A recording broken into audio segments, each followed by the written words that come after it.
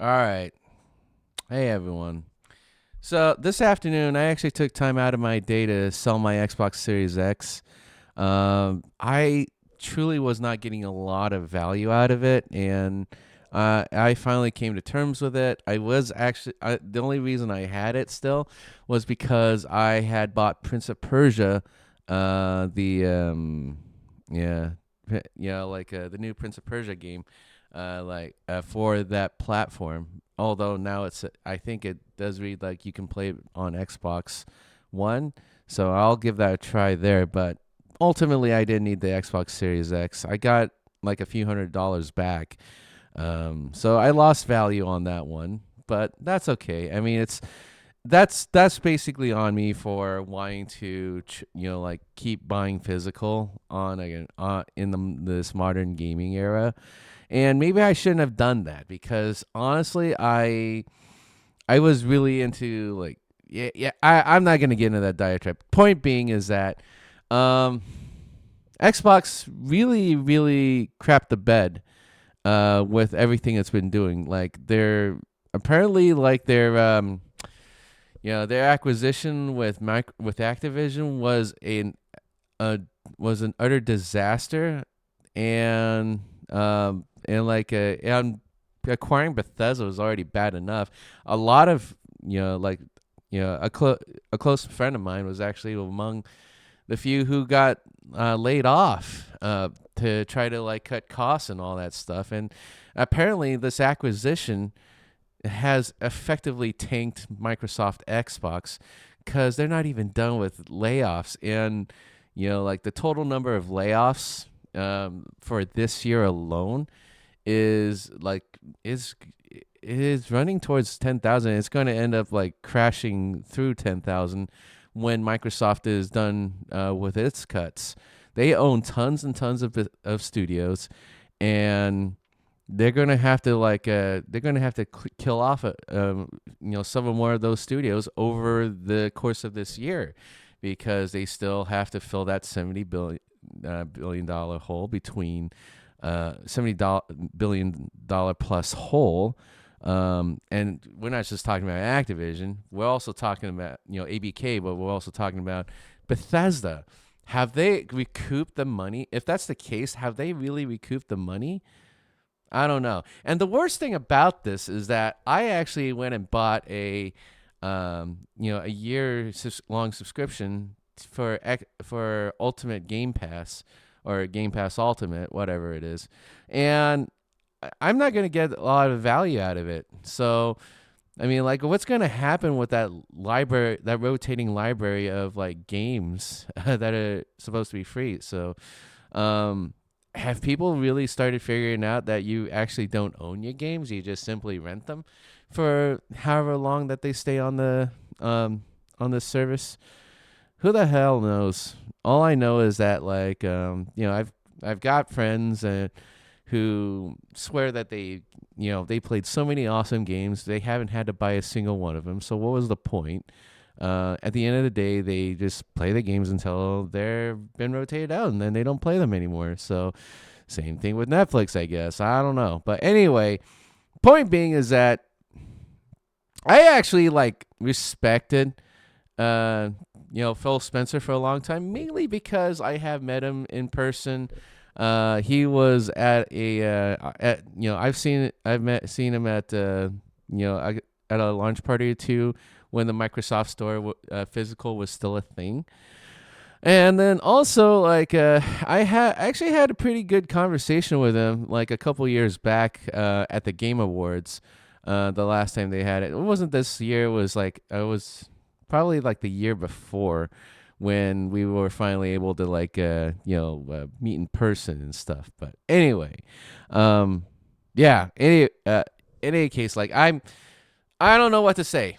All I could say is that they don't really have a clue what they're doing anymore. So, yeah, this has been a really sad legacy, and so I I really want to try to support Xbox, because it's basically the last standing like publisher in the way that stands in the way of like PlayStation, because PlayStation's a kind of a crappy company now. As well, Sony is a piece of crap company. Like all these companies are just really awful and terrible, and we keep buying stuff from them because they own platforms. Like anytime we buy a Blu-ray disc, it's money going into their pockets. Anytime that we like get anything closely related to Sony, even the Crunchyroll like subscription, they're getting money, some form, and Crunchyroll even is going absolutely broke. But they don't have any competition in the anime streaming space, and that makes me upset. So it was especially upsetting when Funimation closed down, even though they're wokeivist,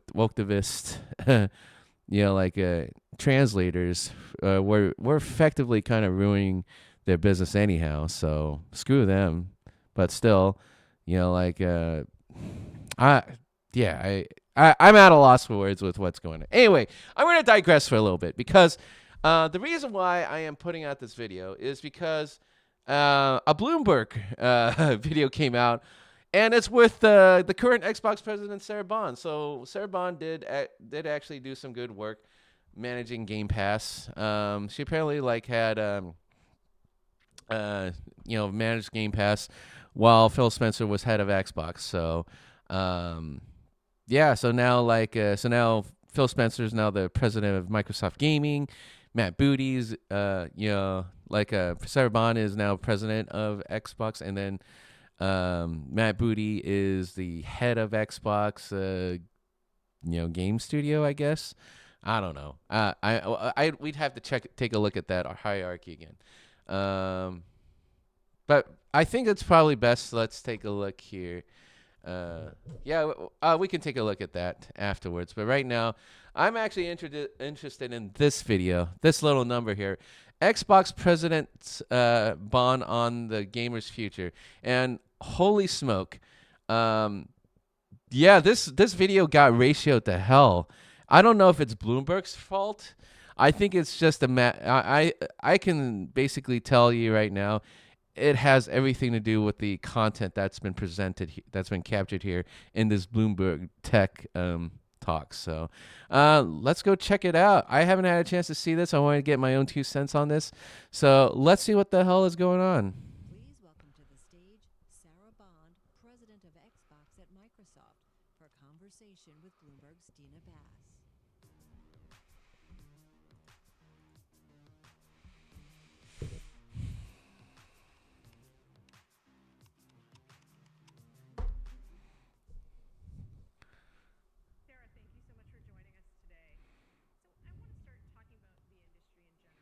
No introductions.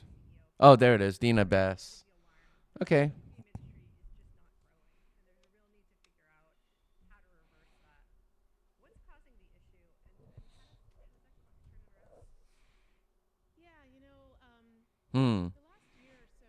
That's a pretty cool question.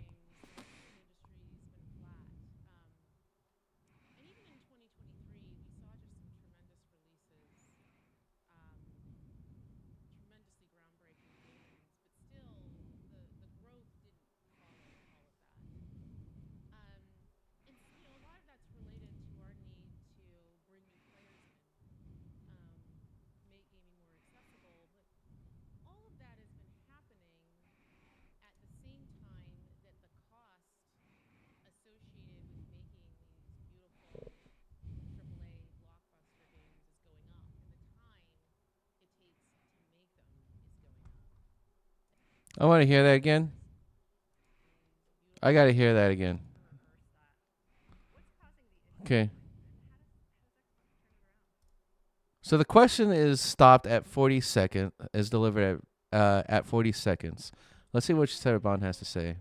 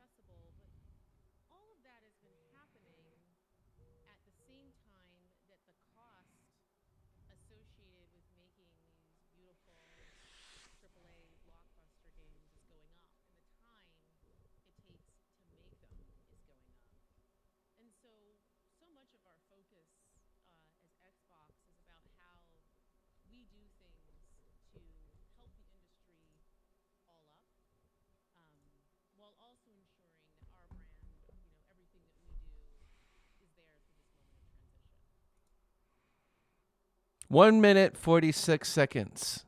So Sarah Bond delivered an answer for 1 minute and 1 second, and she has not given anything concrete about how Xbox is going to turn this around. She didn't start off. The problem with her response right now is that she didn't start off with an actual answer. She didn't give some sort of a headline that would say, this is the, like, not even like a here's the plan or here's the strategy. No, instead it was like, it wasn't even, I wouldn't even call it a diatribe. This is just basically thinking from a stream of consciousness as to like, all right, here's the history of what happened. This is what we did before. We were thinking about this. But none of that actually relates to the question that was presented. What is Xbox going to do to turn around, turn it all around? They're suffering from from a lack of growth, and they can't grow for whatever reason. What are they going to do? I mean, I hate to see this from Sarah Bond. This is not a good look so far. 1 minute and 46 seconds in. I think I would have downvoted the video too at a minute. This really hurts because I actually did like Sarah Bond when she was like, confidently presenting herself during like Summer Games Fest. And, like she's representing Game Pass really well. Like, I mean, it was great for us. But that's because we were thinking as a customer, what is the investor thinking? Because the investor just wants to know, like, well, how is this going to put more money in my pockets? Or how is this going to ensure that I'm going to have, have a lot of value in what I'm putting money into? What am I getting back out of it? So essentially they're like, so this is really a non-answer. This satisfies neither the customer nor the investor.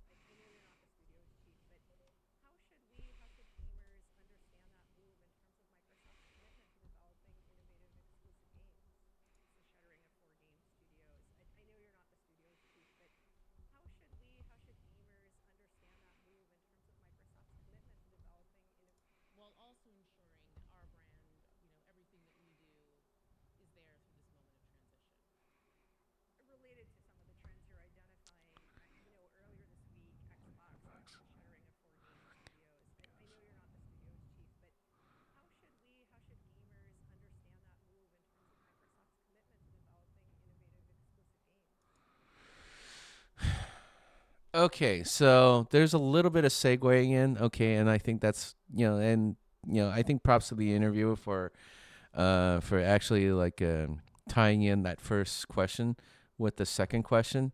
So essentially, what is Xbox going to do to turn things around, and how in a transition phase where four of their studios were shut down, how do they continue to foster innovation in the studios that they have left? Okay, so this question was delivered at 2 minutes 2 seconds. And this tells me that essentially anytime that someone says that's basically, so that kind of response is trying to acknowledge the question without giving a definitive answer yet, but still is trying to like ensure that they have the attention of the of the audience listening, yet not offer anything in value. It's more or less like a distraction. This is something that I've kind of learned about, like in my time working, interviewing professionally, and then like just looking for for that next big assignment that I want to tackle so that I can, enjoy life as comfortably as possible after work. So basically, like, so I know words such as, opening up, a response to a question with no means, I don't have an answer for this yet. So it's more, so essentially it devolves into, so essentially like the this line of thinking, this kind of like response line is just opening up to here's what I'm thinking right now, because it says that she's not prepared. She hasn't, like all, so there's a lot of chaos going on, and these folks have not had adequate time to prepare anything to mitigate any of these changing situations. Extraordinarily hard when you have to make decisions like that. I'll go back to what I was saying about the industry. And when we looked at those fundamental trends, we feel a deep responsibility to ensure that the games we make, the devices we build, the services that we offer are there through moments, even when the industry isn't growing and when we're through a time of transition. And the news we announced earlier this week is an outcome of that, in our commitment to make sure that the business is healthy for the long term. But that said, our commitment to having our own studios and working with partners to have games large and small. We're a platform where you can play GTA, you can also play Power World, where you can play Call of Duty, and you can also play Pentiment. That doesn't change. And frankly, our commitment to Bethesda and the role that it plays is part of Xbox and everything we do. It's actually been pretty fantastic. I don't know if you've gotten a chance to check it out. The Fallout TV show was on Anthem. It's great to see people fall in love with that universe, but also what it's done for the games themselves. People going back and exploring everything that's inside of that. There's some other great things that are coming from our studios later this year. Indiana Jones and the Great Circle. I was a big Indy fan growing up. Looks like you are too. So you should check that out. But really, right now for us and our teams, our focus is on the people impacted, and doing everything that we can do to help them through this hard transition. I called it. I basically called it. So, yeah, is basically an opener to essentially let you know how she's feeling. That's basically what that response was. The whole response was, yeah, I kind of get what's going on here, and then, well, as I'm thinking about this, I'm basically trying to figure out like, what did we do that was actually any good, and that's what I'm getting with this, because, she alludes to like, okay, so yes, we know, she's putting herself in the position, in the shoes where she's now in that zone where, she's the one who's caught in the firing line, like the firing line of folks who no longer have a job today with Microsoft, or any of the studios that they used to work for.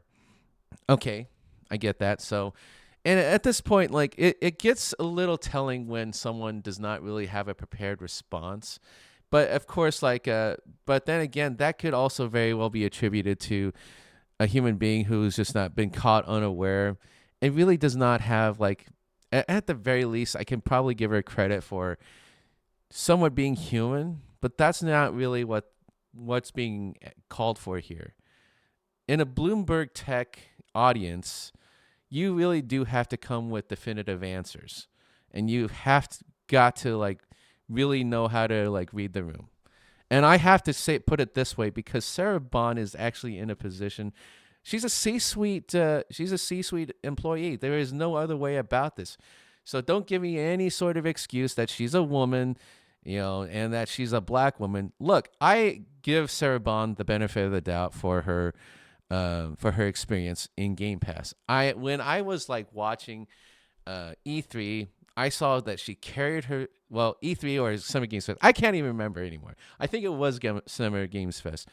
But anytime that she made her presence known on the stage, she definitely carried herself very well. And she was confident, about like the value that Game Pass was bringing, that they were bringing in a lot of studios, and that they were bringing in a lot of like new games, and Sarah's like she's championing all of that, and I really did appreciate that they had that. So excusing all of this, her audience is essentially anyone watching the Bloomberg Tech interview, and the fact that like many players got affected because of the closure of studios, and of many studios that people really respected, and especially for a game that was like that won multiple awards and made really a really decent amount of money for the company. Just basically like her primary audience are people watching Bloomberg Tech. These are not like normies like you and I. We are essentially like, but the fact that I am now watching this Bloomberg Tech, like audience, I am basically someone who's taking this very, very seriously, because, like the industry is really, really getting its ass kicked. And we need to figure out like, and now we got to take this a lot more seriously. So therefore now we have become the Bloomberg Tech audience. So I can't give her the benefit. So in other words, I can't give her the benefit of the doubt for being human. She's essentially a C-suite executive who needs to be able to like come better prepared, with definitive answers that's going to answer this question. What are they doing to assure that the remaining studios will still be motivated enough to do their jobs? And it's it's an atmosphere where there will be more layoffs happening throughout the rest of this year in order to, just to fill that hole. Like what? Yeah, but that's the world we're in right now. It is unfair. You can call me misogynistic. You can call me a sexist, racist pig. But that's basically because you don't really have a definitive like response to a realized to like a disastrous scenario that has now been realized in front of our eyes. So, moving on.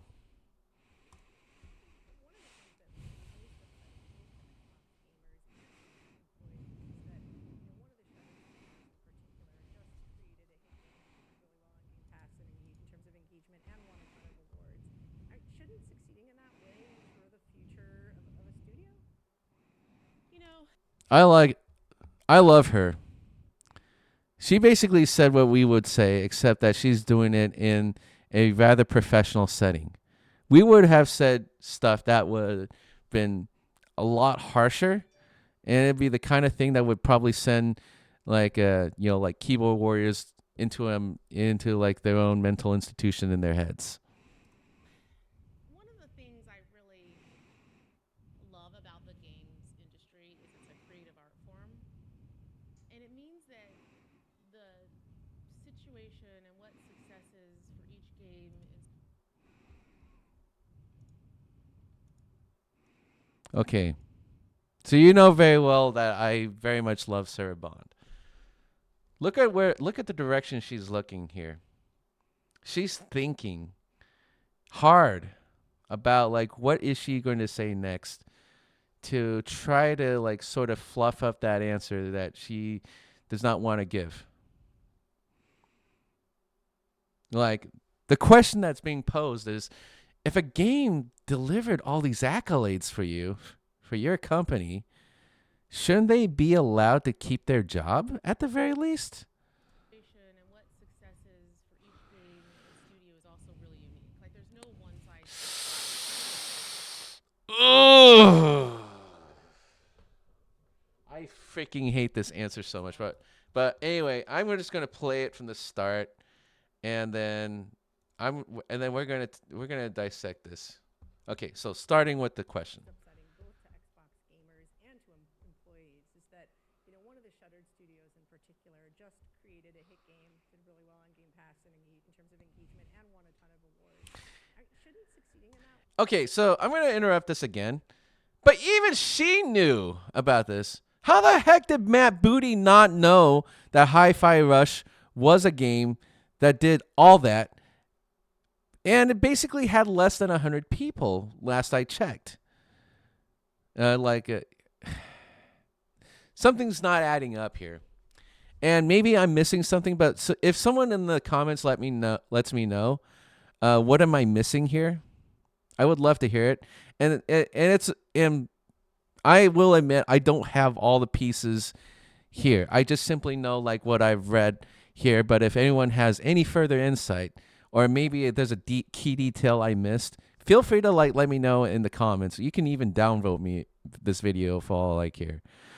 But to me, something's a little off here.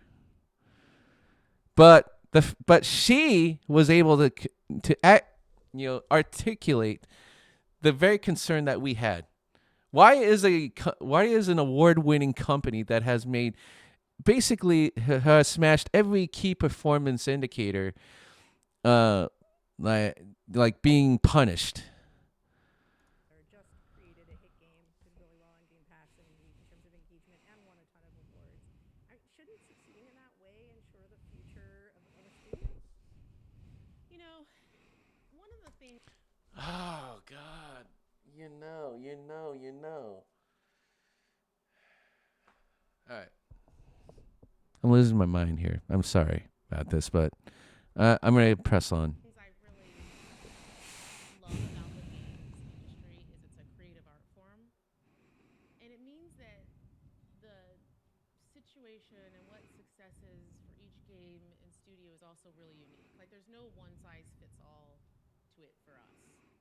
Um, and so we look at each studio, each game team, and we look at a whole variety of factors when we're faced with sort of making decisions and trade-offs like that.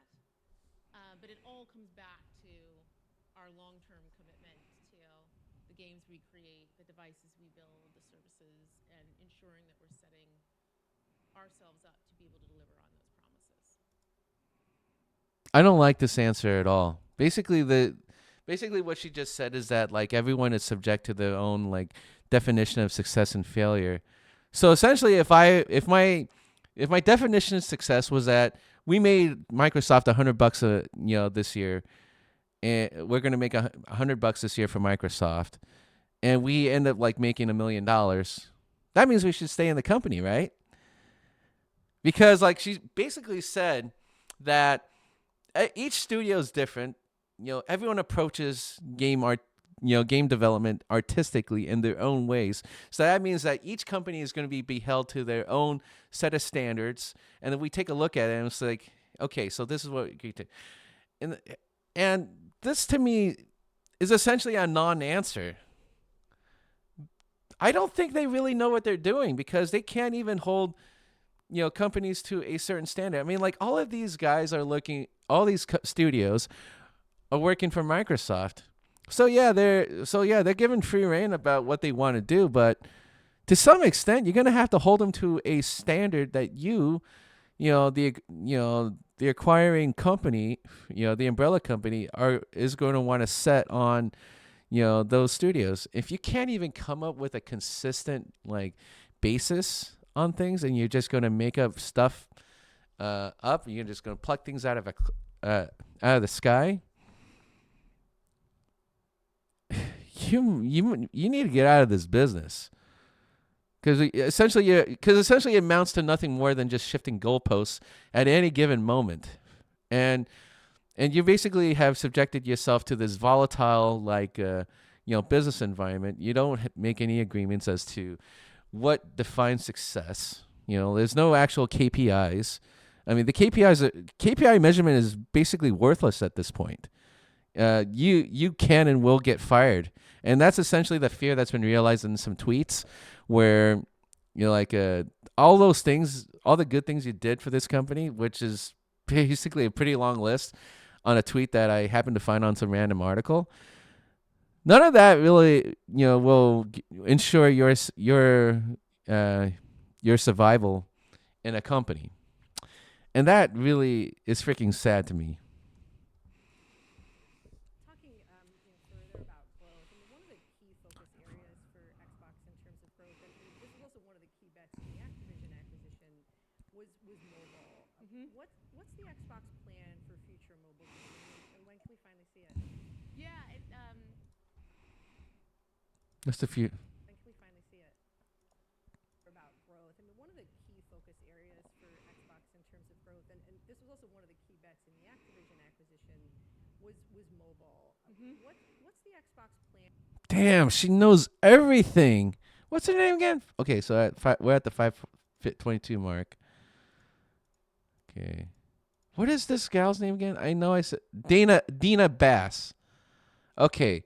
I'm going to actually going to make a note on Dina Bass here because honestly, this gal is like incredibly smart. She is on it. Tech. All right. Tech reporter. She is so on it. She is basically hitting all the right notes in this interview. For future mobile gaming, and when can we finally see it? Even she knows that they had a mobile gaming strategy. You know, like many people just looked at Activision and probably even Blizzard, but not many people think about King. You know, the developers of Candy Crush.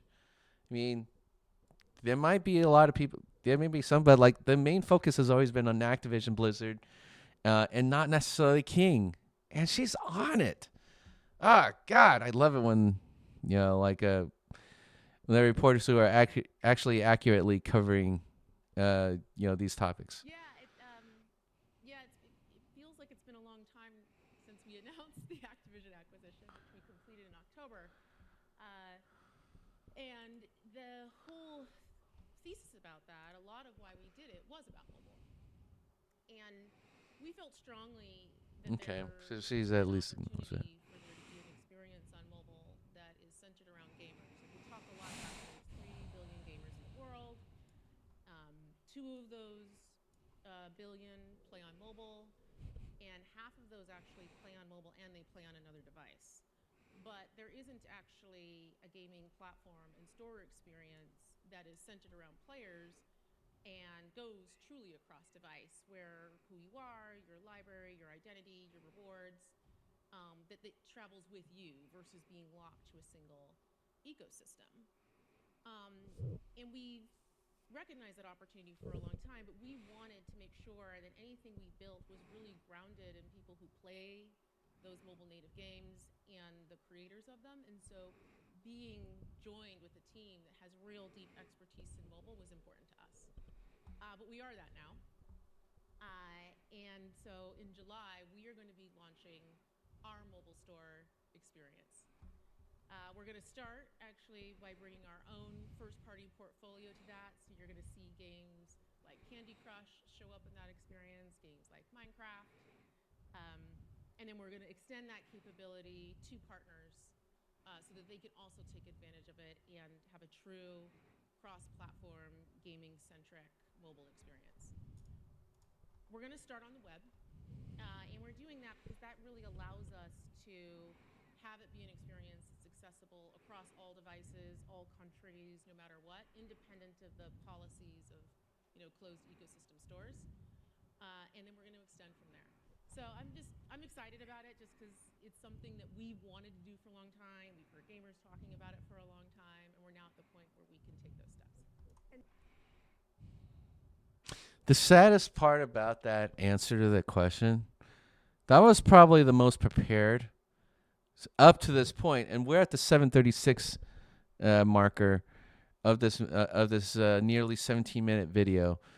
This is the most prepared answer I have heard, and this has nothing to do with necessarily with either of these publishers, but rather their mobile gaming strategy, which is really what their focus has been on. This is saying a lot.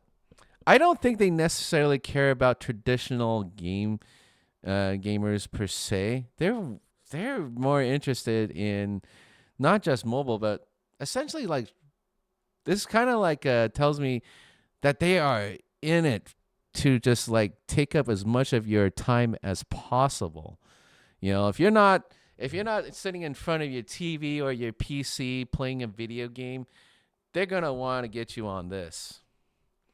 They're gonna want to get you wherever they can.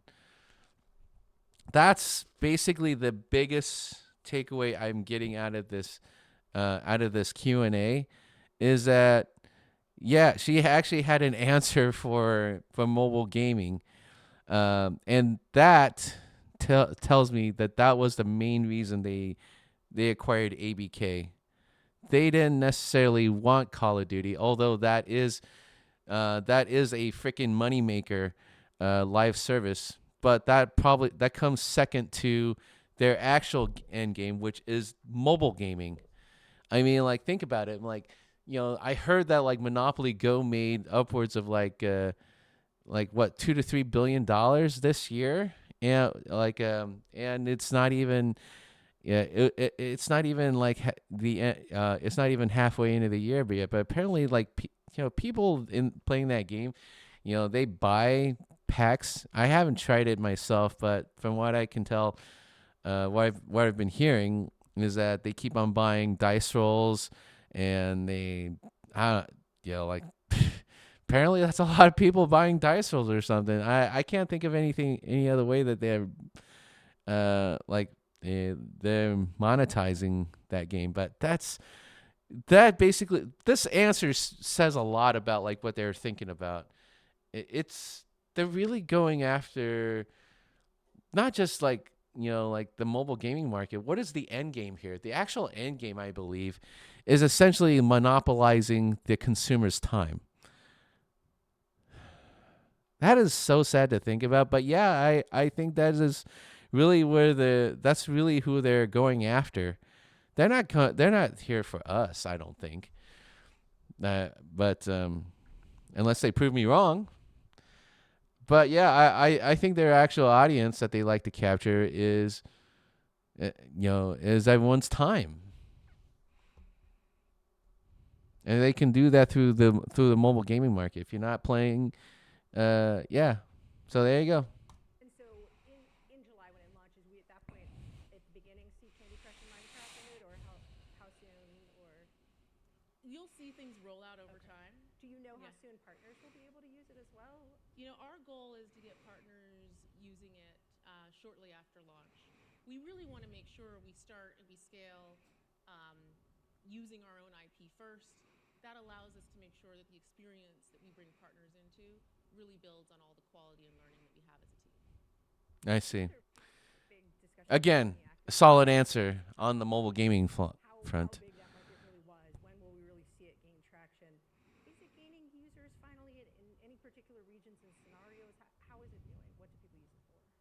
Yeah, so Okay, what was the question? Is it gaining users? Was cloud gaming and Cloud gaming. how big that market really was. When will we really see it gain traction? Is it gaining users finally in any particular regions and scenarios? How is it doing? What do people use it for? yeah, so you know, cloud gaming. For those that don't know, I don't know if everyone here in the audience is familiar with it. Is just the ability to play a game natively from the Mm-hmm. cloud. So you don't need to actually have a piece of hardware in your home, and you can experience something that's AAA Xbox gaming on any device, regardless of the local compute that you have. Um, and we have been investing in that for some time because we really believe that opening up sort of these beautiful immersive experiences to more gamers is important for industry growth, for developers, and we know people want to play those experiences. Frictionless gaming And we're experiences. seeing Yeah.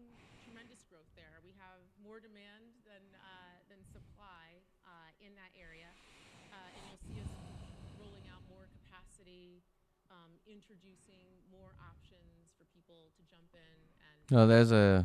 there's a positive right there. Faster than the overall market. We were talking about the market Yeah, itself yeah. is down. Where is Yeah, cloud gaming? it is growing fast in the overall market, really bringing in new players um, and growth for us. So it's an area where we're investing more and we're excited about.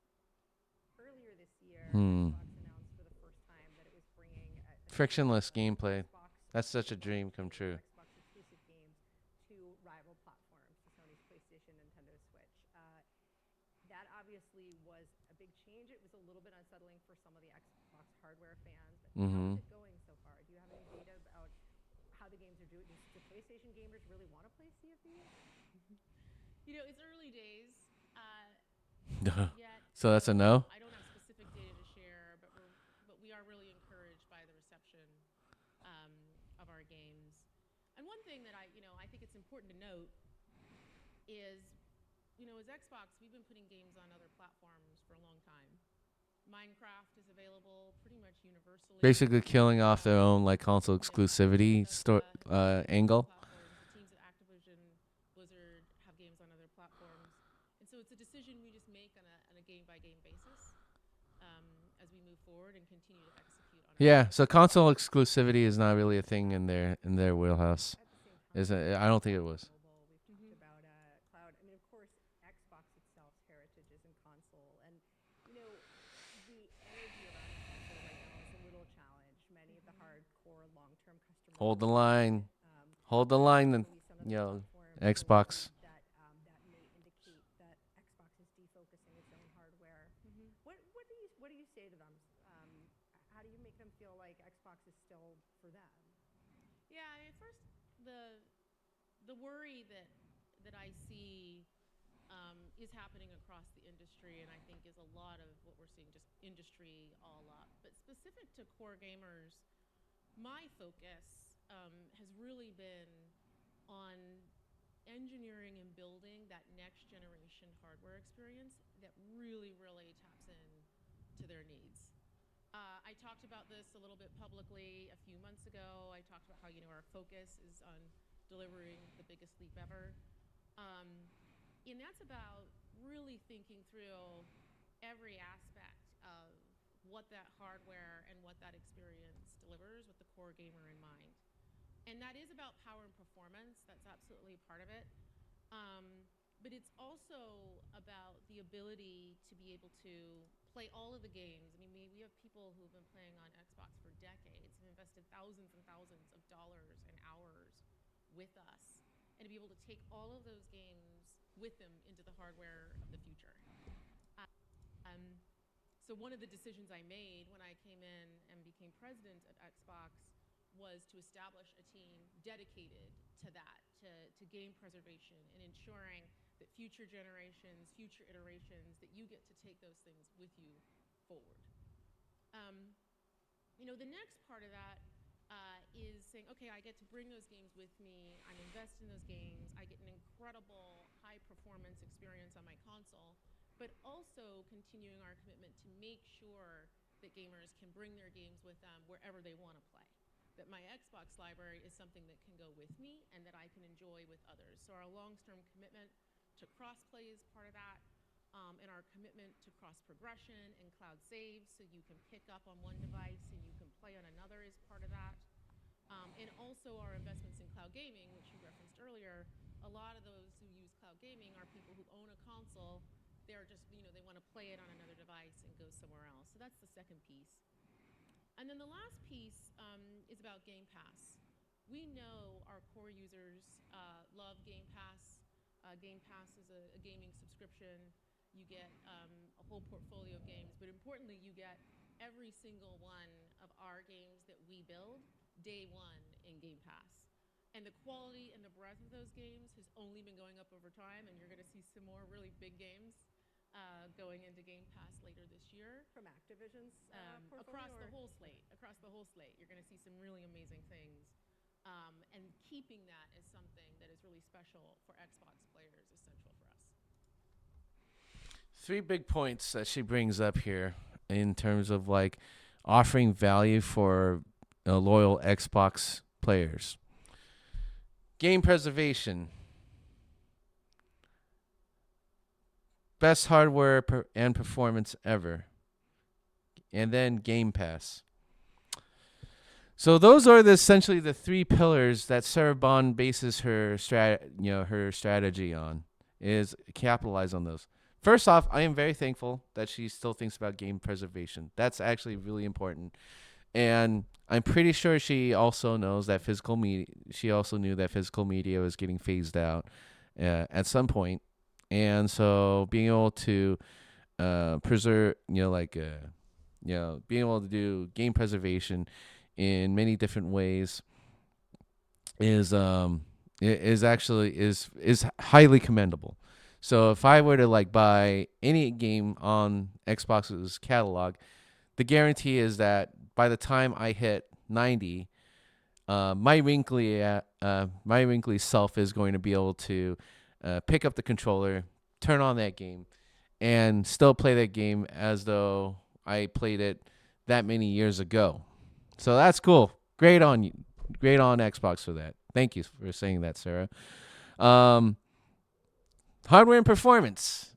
Nah. Nah, nah, nah, nah. Xbox Series X is still capped at 30 FPS. I have tried this myself. I have actually kept footage, and I had thrown away that footage for Prince of Persia.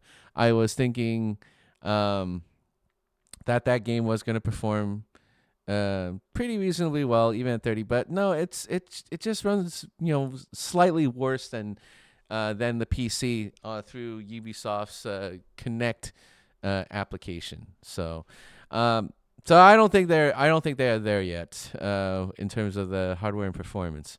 But what I do appreciate is the second part of part 2, which is essentially cross progression. So if I can't be in front of the TV playing Xbox on a gaming console on one of my consoles, then I am going to get on my PC, or I'm going to get on my phone or my tablet, and I'll still be able to play that very same game. So that's a commendable strategy. I think there's still value there, and that's something that I don't think like PlayStation has, and certainly like Nintendo does not, because it's already, you play wherever you want to, wherever you're at. So as long as your game doesn't require network connectivity, so there's some really good pluses there, and then lastly, Game Pass. Okay, so the value of Game Pass is completely subjective, leaning more towards being a loss leader for the company. So, in a way, and basically exchanging one form of value for another form of perceived value, of actual value they're trading actual value for perceived value.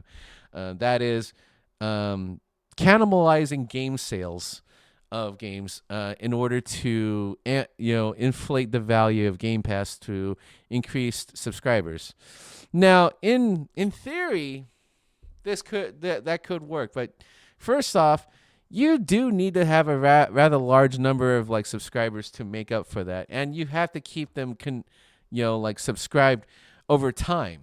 So the cost of they announced pretty recently that the cost of Xbox Game Pass and of Game Pass across the board is going to increase, because at this point I think they have acknowledged that they've reached a plateau of new Game Pass subscribers, and now their job is to try to get as much value out of the existing subscriber base as possible, or because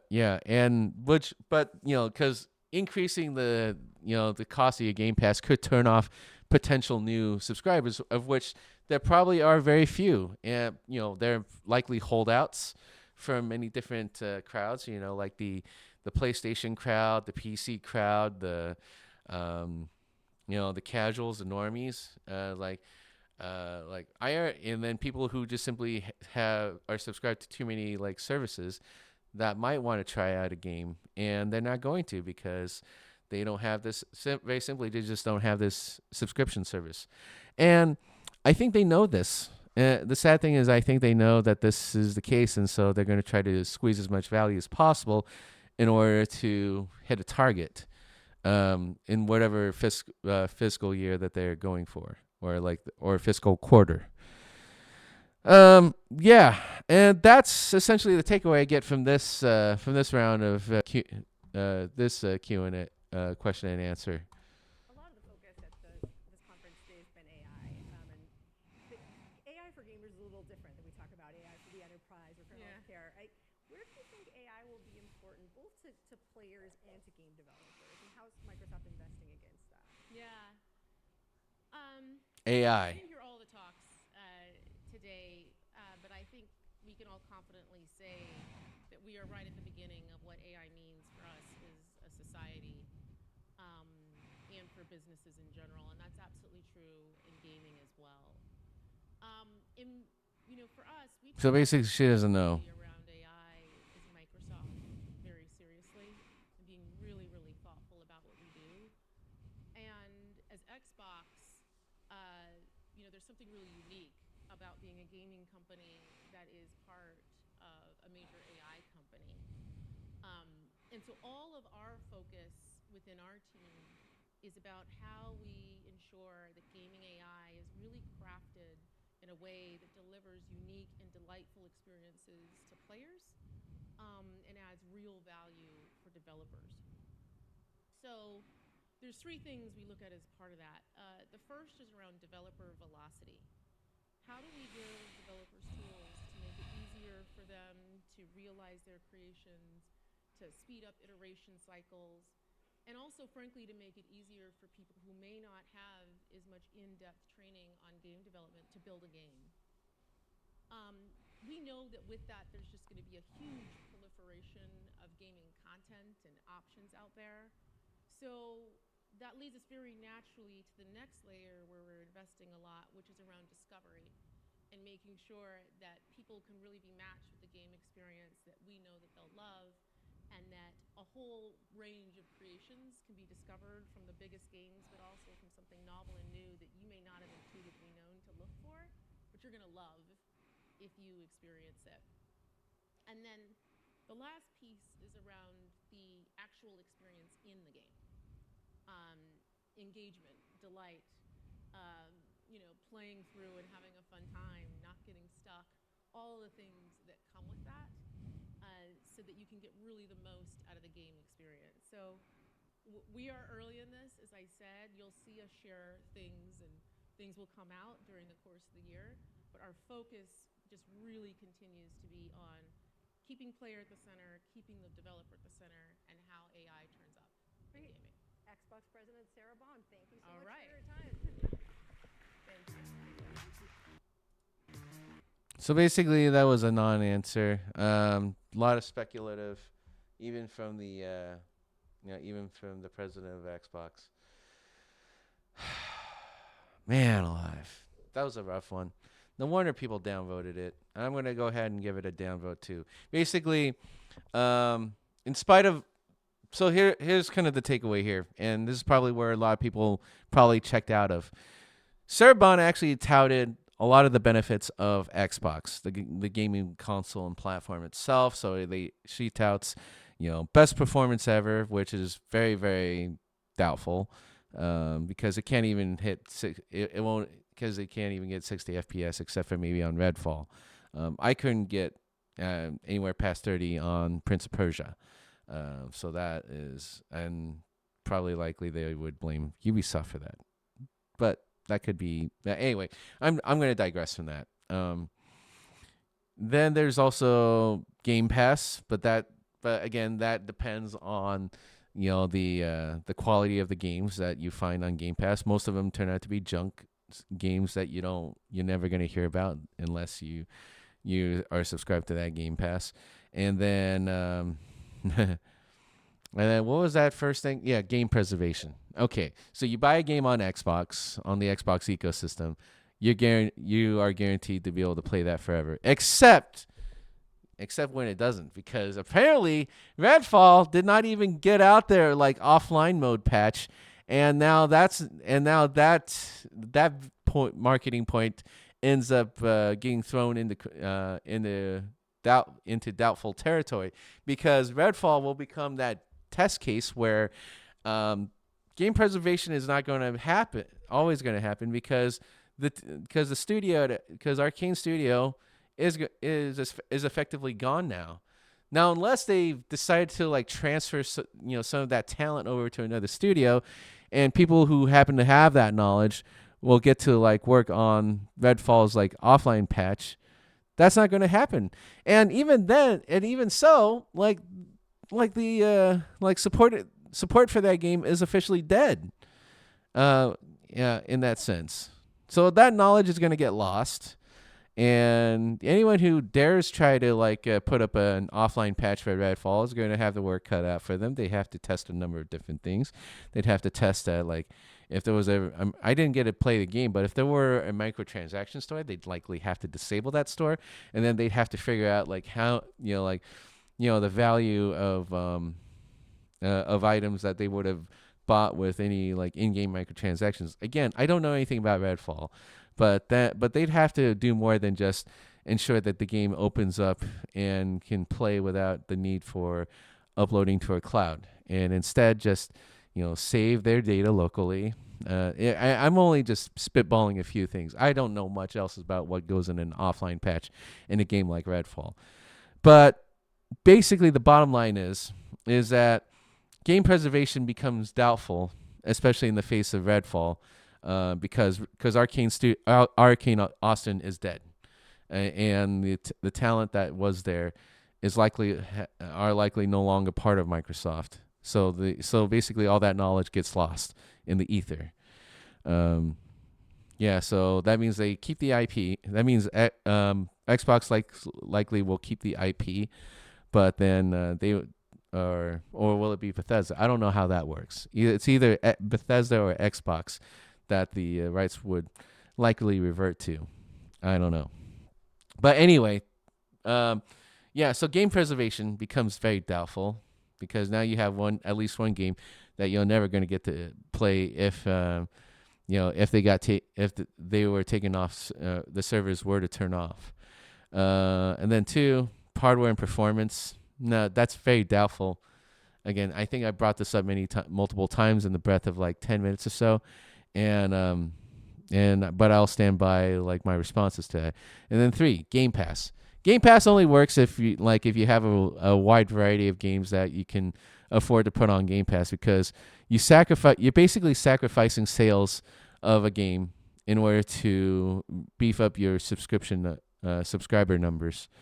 And I the way that they went about this, I don't think it really works. I think that in the end, it is a mistake to try to put up all of your major first party titles into Game Pass. And so now, and this will even be a very interesting case with Call of Duty. Now they've already put Diablo 4 into Game Pass, but I think that was a case where they likely have topped off on the number of sales that they were able to make on the game alone. And so then I think the better strategy, in my view, and I could be wrong about this, I am at the end of the day just a casual who likes to play video games and stuff, but if I couldn't really get access to that game right away, I could probably get it in about a month or so. So many of us always talk about, hey, we're going to wait on a sale to get the game. So in that same vein, I would say I would essentially expect for the game to make as much money as it can within a month or 2 or 3 or maybe even 6, and then the game comes available on Game Pass. So Microsoft had this customer friendly approach where all the major titles are going to be available on Game Pass day one. Now, to a customer like me, that's freaking awesome. I would totally take advantage of it. And then, but from a business perspective, probably not the best way to inflate your numbers. I think it's I think there is an element of FOMO. Being. No, I don't even think it's even FOMO. I mean, because you're not going to miss out if the strategy I'm describing ends up becoming the new strategy, which is that for major titles, probably best to allow them to get as many sales as possible, and after a certain amount of period, then that game becomes available for Game Pass. It's kind of the same deal they did with Hi-Fi Rush. I don't remember that if it was available on Game Pass day one. I do remember that on Steam, I bought that game day one, played it, loved it, and I still need to go finish it. But that game was freaking awesome. Rhythm based Devil May Cry in a sense, minus the guns. But I love that game so much, and I'll find some time to like get back to it because because I remember the combat very well, and I think that kind of game like so the way that they approached Hi-Fi Rush is that after they I think they might have just like felt out like when they would have topped off the sales the maximum potential sales for Hi-Fi Rush that they would put it in Game Pass, or at the very least they made that multi-platform so that more people can enjoy it. So yeah, but bottom line is I think like Game Pass probably would have done well if it were like if people were more anticipating games coming out before, like only after the initial sales had finished, because I think that would have probably been a better like this business decision, because then like you're essentially like giving granting the developer a chance to like recoup the costs of actually developing the game, and hopefully seeing like a bonus at the end of the year. And then like for everyone else who's been waiting patiently, put the game on Game Pass, and then like okay, yeah, now all of a sudden we're gonna see people like either resubbing or they're just gonna revisit their subscription, and then they pull that game down, and I think that's a better decision. But anyway, why am I talking about this? Because they're in a big financial hole, and likely this is why a lot of like really good developers got punished for it. And and we could probably argue all days like how much should the C suites get punished for their decisions, and that's yeah, I mean like, but I'm not gonna go here in that in this discussion. Basically, I am very disappointed in Xbox. I loved Xbox for a very long time. I loved Halo. I loved Gears of War. I especially love the Kinect and being able to dance in front of a camera and being able to look like a badass, just scoring really high and then just showing off my score to people.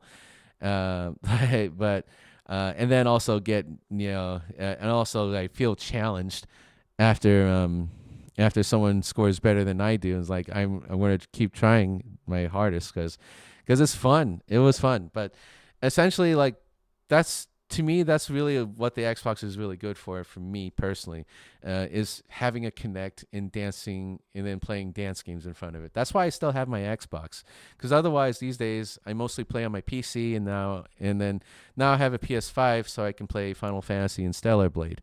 So yeah, that's all there is to it. I mean, like I love Xbox, and Xbox forgot who it was, and so now it's making me forget about like why I loved Xbox, or it's making me question why I ever loved Xbox to begin with. Maybe not to that far extent, but it really is very humbling to see a platform I actually really, really respected a lot, and now I really don't. So that's why my Xbox Series X is gone, and that's why I only carry an Xbox One and a 360, because I still have working Kinects for those machines. And then when they die, then I'll just move on from them, and then yeah, that's it. All right. I just want to say thank you for watching this big old long rant, and then basically this well, not just the rant, but the reaction to this Bloomberg video interview on the future of Xbox, the gamer's future. Very depressing. It's a depressing time indeed. So for me as a consumer, but also for the developers who make the games for me to play, I really do hope they land on their feet. So they need to take care of themselves first, and then they can take care of me, and I'll be there to like support them, wherever they go. All right, but anyway, thank you very much, everyone, and I hope that you hope that you enjoyed your time. Hope it was worth it. Again, like Yeah, go easy on me. I'm not really I'm just a normie consumer. I don't know much. I'm not into this kind of, like, I don't know exact. Yeah, I mean, I all I have is a perspective to share, but I'm pretty sure yours is just as valid. And let's try to be respectful in the comments as well, because I could be wrong on things, and then you can just simply tell me where I went wrong with my thinking, or or are there any detail? Is there any crucial context I had missed? Feel free to comment in the, put in the comments. But I gotta say it's been incredibly tough for me as a consumer, and then for the developers who I go to bat for through purchasing their games, and then yeah, yeah, dark day for all of us, but even more so for the people who made these games for us and are no longer with Microsoft. So, and everyone else around, I'm very sorry. I wish there was more I could have done. But all right. But anyway, thank you very much for tuning in. If you like what you saw here, please do like the video, and then comment on what you enjoyed or didn't enjoy. If you want to see more content like this, feel free to subscribe to my channel, and then hit the notification bell. All right, that's it for me. Thank you, everyone. Hang loose.